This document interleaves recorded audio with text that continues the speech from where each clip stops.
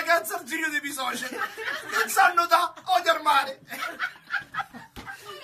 Arrivo col gommone e dico, Mari, mi sono comprato il gommone. Bravo. Invece di risparmiare, fatti di cazzi tu, amore, con il gommone. Dico, lo vuoi provare? Dico, va bene.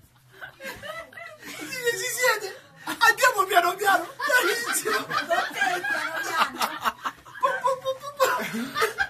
Come giravo gli dico, ma riempita la benzina. Così, stavo sulla pompa per girare. Ma che cazzo va? E dico, senta, stiamo qui al porto, ma per girare. Andiamo. Il pieno. Faccio. Ci avevo dati che gli dico, Mario, non c'ho i soldi. Mi sono scordato. È una novità. Aspetta, porco Dio. Una scuola vera. Ancora deve venire il bello. Aspetta. Che Dio, guarda. 120 euro. Quanto? 120 Io ho capito tutto, era lui. Arrivo sul pontile e becco Silvano, che è il proprietario dello stabilimento dove siamo noi, no? E mi fa, porca maloce, che gommone! Dico, è nuovo!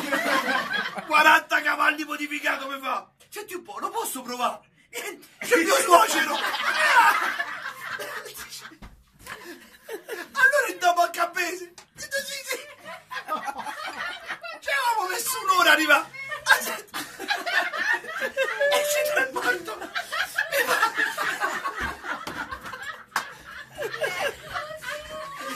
Signor Mario. Dico, sì. Signor Mario. Sulla prua si mette così. Nega le cose con la ciambella. Adesso lo provo. Che c'ha paura lui. No. 8 minuti, porto Campese.